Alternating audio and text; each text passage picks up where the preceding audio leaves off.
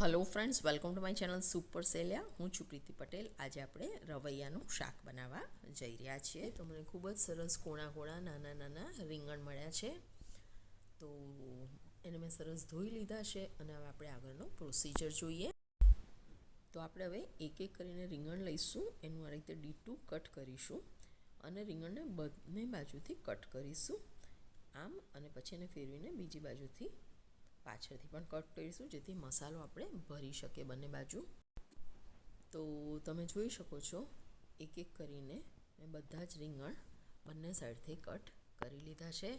તો ચાલો હવે આપણે આગળનો પ્રોસિજર જોઈએ। તો સૌપ્રથમ આપણે મિક્સી લઈશું અને એમાં આપણે લગભગ 1.5 મુઠ્ઠી જેટલા શિંગદાણા એડ કરીશું અને સાથે જ 2 ચમચી જેટલા તલ એડ કરીશું।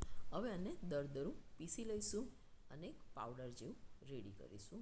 તો તમે જોઈ શકો છો આ રીતે આપણે પાવડર બનાવીને રેડી કરી લઈશું।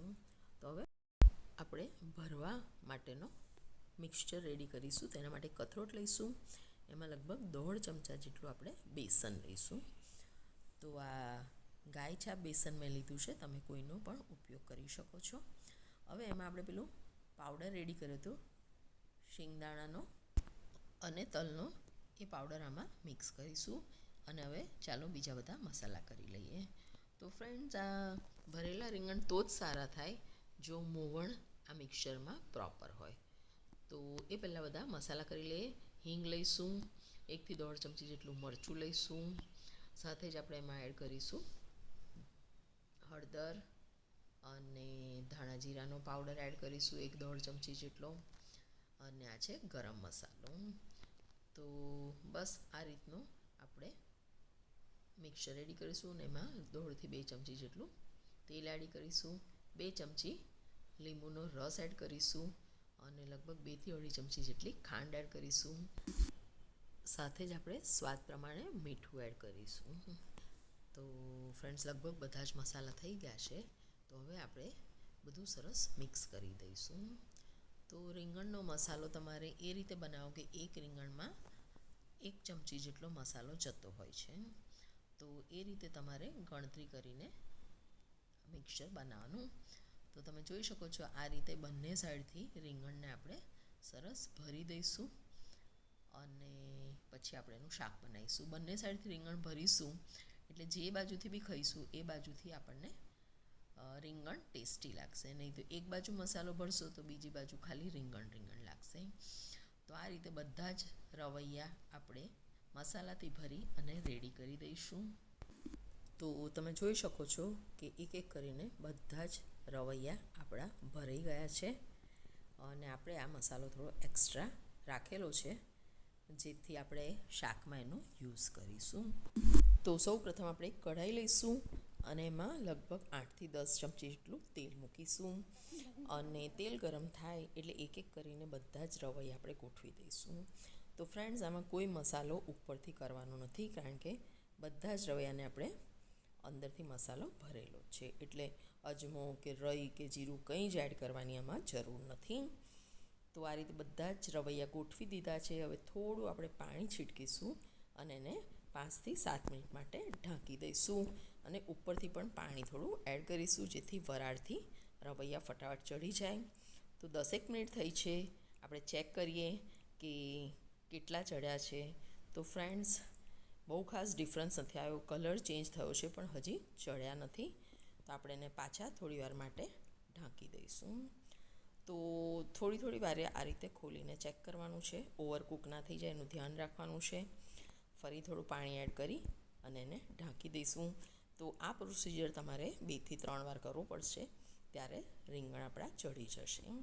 તો તમે જોઈ શકો છો કે 5 મિનિટ પછી ફરી મેં ખોલ્યું તો તમે જોયું કે રીંગણનો કલર ખાસો ચેન્જ થઈ ગયો છે અને તેલ પણ થોડું છૂટું પડ્યું છે અને મસાલાની સ્મેલ પણ મને આવી રહી છે। તો ચાલો એકવાર આપણે ચપ્પાની મદદથી એક રીંગણને પોક કરીને જોઈએ કે ચડ્યું છે કે નહીં। તો રીંગણ આપણા થોડા કાચા છે, તો આપણે પાછું એને ઢાંકવું પડશે અને ચડવા મૂકવા પડશે। તો ફરી 10 મિનિટ પછી મેં ખોલ્યું તો તમે જોયું છે કે તેલ સરસ છૂટું પડ્યું છે અને રીંગણને આપણે ચપ્પુ મારીએ છીએ તો રીંગણ આપણું સરસ અંદર જતું રહેશે। એનો મતલબ એ થયો કે રીંગણ આપણા સરસ ચડી ગયા છે. તો બસ ફ્રેન્ડ્સ, આપણે બધું સરસ હલાવી અને મિક્સ કરી લઈએ. મસાલો પણ તમે જુઓ છો કે કઢાઈયું છોડી દીધું છે.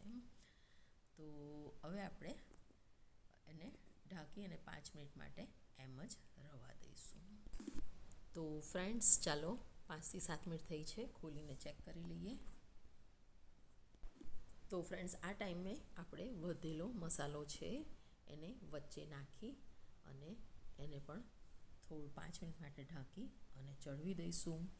તો જેને રીંગણ ના ફાવે એ આ મસાલા સાથે પણ રોટલી કે ભાખરી ખાઈ શકે છે. તો થોડું પાણી છીટકી અને એને 5 મિનિટ માટે ઢાંકી દઈશું. તો ફ્રેન્ડ્સ, 5 મિનિટ થઈ ગઈ છે અને મસાલો પણ આપણો ચડી ગયો છે. બધું સરસ મિક્સ કરી લઈએ.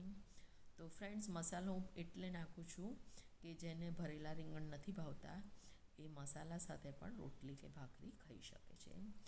તો બસ, સરસ રવૈયાનું શાક આપણું રેડી થઈ ગયું છે. તો ચાલો આપણે એને ગરમ ગરમ સર્વ કરીએ.